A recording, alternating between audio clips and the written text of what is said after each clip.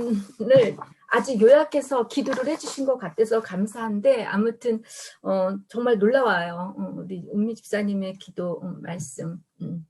자, 우리 예배 설교 시작하기 전에 제가 잠깐 기도하겠습니다. 주님 감사합니다. 정말 이렇게 떨어져 있으면서 3월부터 지금까지 7개월간을 이렇게 온라인으로 예배를 드리며 저희들의 신앙생활하는 게 쉽지 않지만 그러나 저희들 각자 하나님의 은혜 가운데 건강하게 잘 보낼 수 있게 해주심을 감사합니다. 오늘도 주님이 저희들에게 주신 말씀을 통하여 저희들이 힘을 얻고 위로받고 이 세상을 살아갈 때 승리하며 살아갈 수 있도록 함께하여 주시옵소서. 전하는 자 듣는 자가 한마음으로 주의 목소리를 듣겠사오니 하나님 응답하여 주시고 저희들의 이 말씀을 저희들의 삶 속에서 직접 적용하며 살아계신 하나님의 놀라운 역사를 경험하고 무엇보다도 많은 열매를 거둘 수 있는 저희들 되게 도와주시옵소서. 예수님의 이름으로 기도드립니다. 아멘. 한 2주 전인가 제가 어떤 분과 전화통화를 했는데 그분이 요즘 교회를 보면 처음 교회를 향했던 바람이나 꿈이 단지 자신의 이상에 불과한 것이 아닌가 약간의 의심이 들었다고 했습니다. 우리 교회 공동체만은 다른 그 어떤 교회와는 좀 달랐으면 하는 마음에서 지금까지 공동체를 위해 최선을 다해 말씀과 기도로 열심히 살려고 노력했는데 여전히 변하지 않는 우리들의 모습을 보면서 자신의 이상이 정말 이상에 불과한 것 같다라는 말씀에 저도 많이 동감이 되었고 그분의 마음을 충분히 이해할 수가 있었습니다. 특히 코로나 사태가 점점 심해지면서 대면 예배가 불가능해지고 예배뿐 아니라 모든 모임들이 온라인으로 되어가다 보니 왠지 우리의 신앙과 믿음이 침체된 것 같고 정체되었다는 생각이 드는데 여러분은 어떻습니까? 어제 제가 저녁 때 독일교회 이제 청소년 청년 예배를 인도했는데 다들 얼굴들이 불안한 얼굴이에요. 독일교회가 제가 섬기는 교회가 되게 큰데 자리를 1.5m, 2m 간격으로 떨어져 있는데도 불구하고 그 얼굴들이 아주 그걸 보면서 서로가 서로를 의심하는 것 같아서 저도 마음이 좀 아팠습니다. 이렇게 떨어져 있는데 또 서로가 서로를 불신해하고 내가 너한테 코로나 걸리면 어떨까 또 내가 너를 옮겨주면 어떨까 하는 그런 조심이 참 신앙생활을 하면서 공동체 생활을 하는 것이 정말 여간이 쉽지가 않습니다. 저 역시 지난 2주 동안 한인교회도 그렇고 독일교회 목회를 많이 생각하면서 이런 멈춰지지 않을 것 같은 코로나 상황 속에서 제가 할 수 있는 목회는 무엇이고 정말 목회의 비전이 있기는 한 것인지 어디까지가 저의 영역이고 어디까지 저의 영역 밖인지 이 생각 제 생각하면서 이제 시간을 보내다가 지난주 마태복음 마지막 장을 묵상하는 가운데 주님께서 제게 새로운 마음으로 응답해 주셨어. 이 말씀을 준비하면서 저랑 통화했던 그 분의 얼굴이 떠올랐습니다. 오늘 본문 말씀을 통해 주님으로부터 코로나 상황 속에서도 나름대로 신앙생활 하려는 우리 모두와 신앙의 무기력이나 기쁨과 열정이 사라지는 분들에게 위로와 감동을 받는 은혜의 시간이 되었으면 합니다. 오늘 본문 이야기는 우리에게 잘 알려진 말씀으로 부활하신 예수님께서 다시 예수님의 11 제자들을 갈릴리에서 만나셔서 마지막으로 그들이 해야 할 일을 분부하시는 내용입니다. 구약에서는 우리가 지켜야 할 10계명을 말씀하시고 있다면 신약에서는 하나님의 제자가 되기 위해서 반드시 지켜야 할 대위 임명, 제가 예전에 말했던 것 같아요. 그레이트 커미션이라고 있는데 바로 오늘 말씀입니다.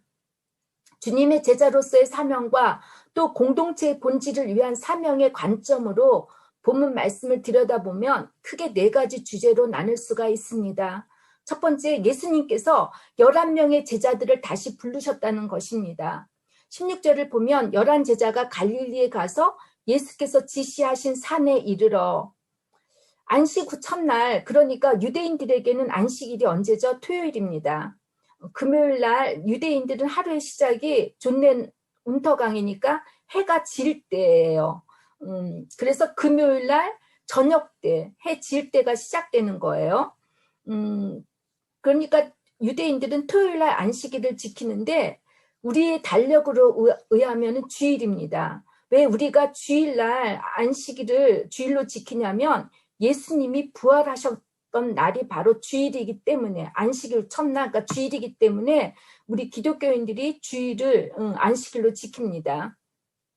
주일 새벽에 막달라 마리아와 다른 마리아가 예수의 무덤을 찾아가는데 천사가 무거운 무덤의 돌을 굴리고 나서 주님이 부활하셨다는 소식을 전해주면서 여인들에게 빨리 제자들에게 가서 주님이 살아나신 것과 부활하신 주님께서 이미 갈릴리로 가셨으니 그곳에서 주님을 배울 것을 알려주라고 이렇게 하십니다. 지난주 여러분 야곱의 새 이름 이스라엘의 12 아들에 대해서 우리가 나눴습니다. 숫자 12는 하나님의 백성으로 완전함을 의미한다고 했는데 야곱의 12 아들들이 어떤 인물이었다고 했습니까? 아버지 첩과 간통을 하질 않나? 끔찍한 살인을 하지 않나? 시기와 질투로 동생을 팔아넘기는 파렴치한 인신매매자들이었고 며느리와 잠을 자는 이런 비윤리적이고 비도덕적인 사람들이었다고 했습니다. 이런 사람들이 하나님의 언약의 백성이고 이들을 통해 메시아이신 예수 그리스도가 나올 것이라고 한 것이 하나님의 뜻이었다고 했습니다. 예수님께서도 12 제자들을 부르셨습니다. 마태복음 4장을 보면 어부인 베드로와 안드레, 야고보와 요한을 제자로 부르셔 사람을 낚는 어부가 되겠다고 하셨는데 그리고 이들에게 나를 따라오라고 하셨습니다. 또 10장에서는 예수의 12명 제자들의 이름들이 이제 기록되면서 이들을 세우시고 사도로 부르시어 파송을 하셨다고 합니다.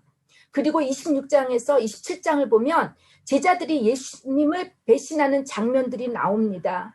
베드로는 예수님을 3번이나 부인하고 유다는 예수님을 은 30냥에 팔고 괴로워서 목을 메어 자살을 합니다. 정작 예수님이 십자가에 못 박히시고 고난받는 현장에는 로마 백부장이나 예수님을 섬기며 사랑했던 여인들 막다라 마리아와 야고보와 요한의 어머니 마리아와 그리고 세베대의 어머니만 있었다고 합니다. 예수의 제자들은 한 명도 그곳에 없었습니다. 어찌 보면 유다가 다른 11제자들보다 더 인간적일 수 있습니다. 그는 양심이 너무 괴로워 더 이상 견디지 못하고 자살을 선택했지만 다른 제자들은 다 예수님을 떠났습니다. 양심이 괴로웠겠죠? 그러나 그들은 예수님을 떠났습니다. 이 12제자가 누구입니까? 예수님과 3년 반 동안 함께 먹고 마시고 자면서 동고동락했던 인물들이었습니다. 예수님과 가장 가까이에서 주님이 행하시는 놀라운 기적들을 체험했던 사람들이었습니다. 죽은 자가 다시 살아나고 귀신들이 떠나가고 병든 자가 고침을 받고 물이 포도주로 물고기 2마리와 보리떡 5개로 5,000명을 먹였던 그 예수님의 기적들을 직접 현장에서 보고 체험했던 사람들이었습니다. 예수님으로부터 직접 설교 말씀을 들었고 양육받았던 사람들이었습니다. 베드로는 어떻게 예수님께 자신 있게 그 믿음을 고백했습니까? 주님은 그리스도이시고 살아계신 하나님의 아들이라고 고백할 정도로 예수님이 누구인지 잘 아는 그리고 믿음이 신실한 사람이었습니다. 주님을 위해서라면 자기 목숨을 다 바칠 것이다라고 이렇게 장담할 정도로 신앙심이 투철했던 사람이었습니다. 그런데 이런 제자들이 십자가의 고난 앞에서는 주님을 배신하고 다 떠났습니다. 저는 이 베드로의 고백이 거짓말이라고 생각하지 않습니다. 정말 그것이 진실이라고 생각합니다. 진심이고. 왜 주님께서는 이런 제자들을 다시 부르시는지, 그것도 12명의 숫자를 채워서 새롭게 제자들을 편성해서 부르지 않으시고 한 사람이 부족한 11명을 부르셨는지 여러분들 궁금하지 않습니까? 저는 이 말씀을 묵상하면서 나머지 1명은 여러분과 제가 아닐까 생각해 봅니다. 주님께서 주신 사명, 과제들을 완성해야 할 사람으로서 12를 채워야 하는 사람이 여러분과 저라는 것입니다. 그래서 예수님께서 11명만을 부르셨다고 생각합니다. 두 번째, 여전히 경배와 의심이 공존하는 믿음입니다. 그런데 제자들은 별로 달라진 것이 하나도 없습니다. 17절을 보니까 예수를 배우고 경배하나 아직도 의심하는 사람들이 있더라. 마태복음 저자인 마태는 제자들의 믿음 상태에 대해서 부활의 예수님을 보자 경배하지만 아직도 의심한다고 이렇게 묘사하고 있습니다. 경배하지만 의심하다라는 말씀을 지금까지 전통적이고 보수적인 또 보편적인 해석은 11명 가운데 어떤 사람은 의심을 했고 어떤 사람은 경배했을 것이다 라고 보는 경우와 11명 모두가 경배했는데 그 중에 어떤 제자들은 의심을 했다라고 보는 해석입니다. 그러나 저는 경배하고 의심하다라는 이 두 동사가 동시에 일어나는 동작을 의미하는 것을 봐서 11명 모두 전체가 경배도 했고 모두 전부가 의심했다라고 이렇게 생각이 됩니다. 마태복음에 보면 의심하다라는 단어가 딱 2번 기록되어 있는데 마태복음 14장 31절입니다. 여러분 아시죠? 베드로가 물 위로 걸어오시는 주님을 보고 자신도 물 위에 걸을 수 있을지 주님께 물어보고 물 위를 걸어갑니다. 그런데 바람 부는 것을 보다가 두려워서 물속에 빠진 그런 사건입니다. 근데 주님께서 베드로에게 뭐라고 하셨죠? 믿음이 작은 자여 왜 의심하느냐고 말씀하셨습니다. 그때 바로 의심을 말합니다. 의심하다는 헬라어로 디아크리노, 그러니까 이중적으로 하다, 즉 마음이 두 갈래로 나눠지며 어찌할 바를 몰라 하는 상태를 말하고 지체하다라는 뜻입니다. 제자들이 예수님의 부활의 사실성을 의심했다는 그런 불신앙이 아니라 무엇 때문에, 무엇을 위하여, 무슨 목적으로 망설이고 있느냐는 의미입니다. 여기에 모인 우리들은, 그리고 기독교인들이라고 하는 사람들은 대부분 예수님의 부활을 믿습니다. 여러분 예수님의 부활을 믿죠? 믿습니까? 믿습니까? 그러나 우리들은 주님 나라를 위하여 무슨 목적으로, 무엇 때문에, 무엇을 위해 살 것인가에 대한 물음에는 여러분 여전히 망설이고 있지 않습니까? 그런데 마태 저자는 누가 의심을 하는지 정확하게 밝히지 않습니다. 물론 그 예수님의 부활을 의심했던 도마의 얘기는 나오지만 오늘 예수님이 11제자를 다시 불렀을 때 그중에 의심했던 사람들의 이름을 밝히지 않습니다. 그것은 바로 여러분이 될 수 있고 저도 될 수 있다는 것입니다. 우리 교회 공동체도 마찬가지입니다. 여전히 예수님의 11명의 제자처럼 부족함이 많고 때론 주님을 열정적으로 경배를 하다가도 세상의 파도가 언습할 때 내 삶이 온전히 주님을 위해 바칠 수 있는지 그분의 질문에 망설이며 의심하는 우리들입니다. 세상과 하나님 사이를 오고 가며 사는 것이 우리들이고 우리들의 현재 교회 공동체 모습입니다. 경배와 의심이 공존하는 것이 바로 교회이고 공동체라는 것을 인정할 때 나의 높은 이상과 꿈이 더욱더 주님을 붙잡을 수 있는 그 겸손과 순종으로 변할 수 있게 된다는 것입니다. 너무 제가 2년 동안 제가 꿈꿨던 교회, 저희 부모님이나 특히 저희 아버지가 많이 아파하셨던 그런 교회 공동체가 아니라 정말 다른 모습의 공동체를 꿈꾸고 그것을 위해서 제가 독일교회나 먼저 또 한인교회를 섬기기로 결정을 했는데 제가 늘 의심이 됐습니다. 이렇게 변하지 않는 우리들의 모습이 정말 이런 교회를 만들어갈 수 있을까 했는데 도리어 감사한 거는 이 의심이 저한테는 겸손으로 만들어주신다는 것입니다. 자만하지 말라고. 네가 꿈꿨던 것이 예수님이 꿈꿨던 것 이상이 되어질 땐 너는 교만할 수밖에 없고 교만할 수 있는 목회자가 될 수 있고 교만할 수 있는 교인들이 될 수 있기 때문에 너 자제하라고 하시는 말씀이어서 저는 이번 주에 의심과 믿음이 또한 경배와 이것이 공존하는 교회에 있다는 것이 참으로 감사했고 저에게 많은 위로가 되었습니다. 의심은 믿음이라고 하는 공간에 숨어있는 뼈대와 같다라는 말이 있습니다. 참 공감이 되는 말 아닙니까? 우리 기독교인들 중에는 의심에 대해 불신앙이라고 참 부정적으로 보는 경향이 있습니다. 전 의심이 나쁘지만은 않다고 생각합니다. 의심이 없게 만드는 종교는 사입이라고 봅니다. 인간을 세뇌시켜서 아무런 의심 없게 만드는 것은 종교를 빙자한 이익 집단이고 사기 집단입니다. 의심하지 말고 믿기만 하라고 말하는 것은 어찌 보면 참 교만할 수 있습니다. 아무리 사랑해도 위기가 찾아오고 아무리 확실한 마음이 든다 해도 불안한 마음이 드는 것이 바로 우리들입니다. 의심은 믿음만큼 거룩해져 가는데 없어서는 안 될 중요한 요소이기도 합니다. 우리 교회 공동체만이 가장 좋은 공동체이고 우리 목사님만이 가장 훌륭한 인물이고 우리 교회 교인들이 믿음이 좋아서 말씀대로 아주 잘 살고 있다고 이렇게 믿고 확신하는 것은 저는 매우 위험할 수가 있다고 합니다. 신천지 교회 보는 것 같죠. 그죠? 예수님의 제자들도 그랬던 것처럼 하나님 외에 우리 모두는 불완전하고 불완벽한 존재들이기 때문입니다. 여러분이나 제가 100% 확신의 참말을 하지는 못하고 조금 비틀거리지만 우리의 연약함에도 늘 보이지 않는 하나님을 붙잡고 주님을 의지하며 따라가다 보면 언젠가 겸손한 신앙인들이 모이는 정말 우리가 꿈을 꾸고 이상적으로 생각하는 우리 바젤 한인교회 공동체가 될 수 있다고 믿습니다. 여러분 믿습니까? 세 번째, 예수님은 제자들에게 예루살렘이 아닌 미팅 장소를 갈릴리의 그 산으로 정하시고 부르셨다는 것입니다. 부활하신 주님께서 제자들을 예루살렘 도시가 아니라 잘 알려지지 않은 시골 마을인 갈릴리, 그것도 산에서 만나자고 했을까요?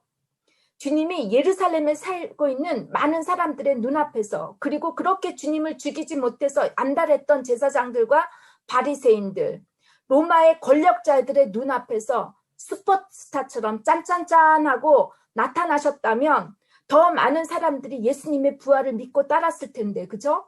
왜 주님은 갈릴리에서 제자들을 그것도 그 산에서 보자고 하셨는지 의아하지 않습니까? 저라면 제가 예수님이라면 저는 예루살렘 한복판에서 제가 나타나서 너희들 복수하는 마음이 생길 것 같아요. 너희들 나를 이렇게 아프게 했지? 나 살아났어. 그런데 우리 예수님은 정말 우리와 다르지 않습니까? 예루살렘은 풍요와 부와 권력이 있는 도시, 종교와 권력이 손을 잡고 기존의 질서의 변화를 싫어하는 도시를 상징합니다. 이런 예루살렘에서는 주님께서 이적과 기적을 행하지 않았습니다. 도리어 성전을 도둑의 소굴로 만든 종교적 장사치들에게 화를 내셨고 채찍으로 더럽힌 성전을 정화시켰습니다. 하나님의 말씀에는 관심이 없고 오직 부귀 영화에만 관심이 있는 기복주의적 성공 중심의 교회를 여러분 의미합니다. 교만이 치솟는데 어떻게 하나님의 통치가 일어날 수가 있겠습니까? 반대로 갈릴리는 이스라엘의 북쪽에 있는 외진 땅으로서 성경에는 스불론과 납달리 땅이라고 어둠에 사는 백성들이 사는 곳이라고 불렀습니다. 소외된 자, 가난하고 헐벗고 굶주린 힘없고 낮은 사람들이 사는 곳을 의미합니다. 그런데 16절에서 보면 주님이 갈릴리에 있는 지시한 곳, 그 산으로 제자들에게 오라고 하십니다. 헬라어 원어를 보면 산 앞에 정관사가 붙었습니다. 오로스. 이미 주님도 알고 제자들도 아는, 그래서 주님께서 이미 제자들에게 약속하셨던 그 산에서 보자고 하신 것입니다. 마태복음 저자는 갈릴리에 있는 특정 산에 대한 산 이름을 밝히지 않아서 구체적인 산이 어디 있는지 모릅니다. 그러나 마태복음에 기록된 갈릴리의 산들에 대해 기록한 것들을 보면 예수님께서 광야에 시험을 받으셨던 곳, 예수님께서 변화하셨던 변화산, 그리고 마태복음의 핵심을 장식하고 있는 산상수훈, 산 위에서 예수님이 설교하시는 말씀, 그때의 산입니다. 그리고 제자들을 양육하고 교육하셨던 곳입니다. 즉 여러분, 갈릴리 그 산으로 오라고 하는 것은 예수님께서 걸어가셨던 그 길을 제자들도 걸어가라고 하는 뜻입니다. 예수님의 흔적을 너희도 따라 너희들도 예수님처럼 살라고 갈릴리의 산으로 부르신 것입니다. 마지막 네 번째 중요 주제는 우리가 지켜야 할 예수님의 마지막 명령, 대위 임명입니다. 군대에서 대위를 임명하다는 게 아니라 대위 대신해서 그 사람에게 자리를 임명해주는 대위 임명입니다. 여러분 까먹지 마세요. 대위 임명, 군대의 대위 수위 중위가 아니라 하나님께서 제자들에게 예수님을 대신해서 부탁하신 그런 명령입니다. 보면은 20절에 그러므로 너희는 가서 모든 민족을 제자로 삼아 아버지와 아들과 성령의 이름으로 세례를 베풀고 내가 너희에게 분부한 모든 것을 가르쳐 지키게 하라. 이 지상 명령의 말씀을 헬라어 원어로 보면 제자를 삼으라는 것이 본동사입니다. 가서 세례를 주고 가르치는 것의 최종 목표는 제자를 삼으라는 것인데 이 말씀을 지금까지 선교적 관점으로 보시고 선교적 방법으로 해석하시는 분들이 있었습니다. 가라는 명령을 물리적 이동으로 생각하고 가르치는 것을 또 이동으로 생각하고 가르치는 것을 어떤 교육적 관점으로 바라보고 많은 분들이 해외 선교를 가서 학교를 세우고 그랬습니다. 어떻게 해서든지 물리적으로나마 세례를 베푸는 것이 선교를 다했다고 생각하시는 분들이 있었습니다. 제가 어렸을 적에 어떤 분이 군대에 높은 지위를 가지고 있었는데 이분이 이런 간증을 했습니다. 자신이 자기 부대에 있는 모든 부하들을 갖다가 세례를 받겠다고 이렇게 자신하셨는데 그때는 제가 너무 놀라웠습니다. 아, 이렇게 신앙이 좋은 그런 아저씨도 계시구나 했는데 지금 나이가 들어서 보니까 이것이 군대나 가능하죠. 명령 그 체계에 그런 사회에서나 가능하지 않습니까? 군인들이 스스로가 했겠습니까? 다 물리적이었던 것으로 생각합니다. 그래서 그런지 독일 목회자들 중에는 많은 분들이 미시온, 선교라고 이렇게 말을 하면 소스라치게 예민하게 반응하시는 분들이 많습니다. 선교라는 이름으로 얼마나 많은 나쁜 짓을 했습니까? 칼 대제 다 아시죠? 유럽을 정치적 종교적으로 토긴하겠다고 그래서 그 이름하에 자신의 권력의 욕심으로 얼마나 많은 사람들을 죽였습니까? 또 세계를 복음화한다는 명분하에 많은 타민족들을 식민지화하면서 수많은 살상과 피를 흘리게 한 것이 이 유럽 나라입니다. 제 여동생이 태국의 선교사로 일을 하고 있습니다. 태국에는 정말 너도 나도 할 것 없이 그 자비랑 선교사, 선교사들이 왜 이렇게 많은지 모릅니다. 우리나라 교회는 최근 몇 년 전만 해도 세계에 가장 많은 선교사를 파송하는 나라가 그런 나라의 1등이라고 자랑하시는 분들이 있었습니다. 선교 복음을 증거하는 것은 매우 중요합니다. 예수님의 명령이니 그것은 우리가 해야 할 사명입니다. 오늘 본문 말씀을 보면 모두라는 단어가 4번이 나옵니다. 독일 성경을 보면 모든 권세, 모든 민족, 그리고 주님이 분부하신 모든 말씀, 모든 날이라고 이렇게 모든 시간이라고 말씀하십니다. 우리의 힘으로 무력을 동원해서 하라는 말씀이 아니라 하나님께서 예수님께 주신 권세로 하라고 하신 것입니다. 바로 사랑이고 섬김입니다. 주님이 주신 사랑의 힘으로 모든 민족들에게 제자를 삼고 삼위일체 하나님의 이름으로 세례를 베풀어야 합니다. 그런데 저는 코로나 상황을 겪으면서 많은 교회가 위기에 처했을 때 가는 것이 불가능해져 있습니다. 제 동생이 지금 한국에 간 지 7개월이 됐는데 태국에서 비자를 주지 않고 막아서 지금도 태국에 들어가지 못하고 있습니다. 저는 이 코로나를 상태로 해서 가라는 것보다는 머무는 것도 하나님을 기쁘게 하는 것이고 선교가 아닐까 생각해 봤습니다. 특히 저희들은 그렇지 않습니까? 우리들은 외국에 살고 있습니다. 우리가 가야 할 곳에 이미 와 있는 분들이 여러분과 제가 아니겠습니까? 이곳에 잘 머무는 것이, 교회에 잘 머무는 것이 바로 선교이고 복음을 위해 사는 삶입니다. 여러분 잘 머무시기를 주님의 이름으로, 그리고 잘 버티시기를 주님의 이름으로 부탁드립니다. 그러면 우리가 어떻게 잘 머물고 잘 버틸 수가 있겠습니까? 20절 말씀입니다. 내가 너희에게 분부한 모든 것을 가르쳐 지키게 하라는 말씀을 원어로 보면은 지키도록 가르치라고 되어 있습니다. 그러면 주님께서 분부하신 말씀이 무엇입니까? 주님께서 분부하신 말씀은 예수님의 산상수훈입니다. 예수님께서 갈릴리 산 위에서 설교하신 모든 말씀입니다. 이 산상수훈을 한마디로 압축해 보면 6장 33절, 마태복음 6장 33절, 너희는 하나님의 나라와 그의 의를 구하라입니다. 우리의 의식주 문제를 위해 걱정하고 염려하지 말고 주인이신 하나님께서 통치할 수 있도록 하나님께서 옳게 여기시는 것을 부지런히 찾고 열망하라고 하시는 것입니다. 우리는 지금까지 복음을 전할 때 예수 믿고 구원 받으세요 라고 말을 합니다. 예수 천당 부신 지옥이라는 슬로건으로 전도를 했습니다.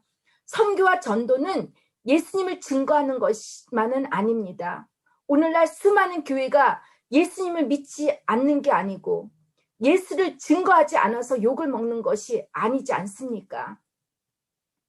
우리의 삶의 변화가 없기 때문입니다. 여러분 밖에 나가서 예수님 믿으세요라고 전도하시는 거 맞습니다. 또 그런 용기도 필요합니다. 그런데 우리가 왜 이렇게 계속 욕을 먹고 있습니까? 우리의 삶이 변하지 않기 때문입니다. 마태복음 5장 16절 말씀을 보면 이같이 너의 빛이 사람 앞에 비치게 하여 그들로 너희 착한 행실을 보고 하늘에 계신 너희 아버지께 영광을 돌리게 하라라고 하셨습니다. 우리가 사람들 앞에서 착한 행실을 보이지 못했기 때문입니다. 사람 앞에서, 세상 앞에서 우리들은 착한 행실을 보여야 합니다. 그래야지 하나님께서 욕을 먹지 않습니다. 착한 행실은 바로 마태복음 25장에 나옵니다. 배고픈 이에게 먹을 것을 주고 목마른 자에게 마실 것을 주고 집 없는 나그네에게 잘 곳을 마련해주고 헐벗은 이에게 입을 것을 주고 병들었을 때 돌봐주고 감옥에 갇힌 이들을 찾아가는 것이라고 주님께서 말씀하셨습니다. 형제 중에 지극히 작은 자 하나에게 한 것이 바로 주님께 한 것이 이것이 바로 착한 행실이고 이 착한 행실이 하나님의 예수의 최후의 심판의 기준이 된다고 하셨습니다.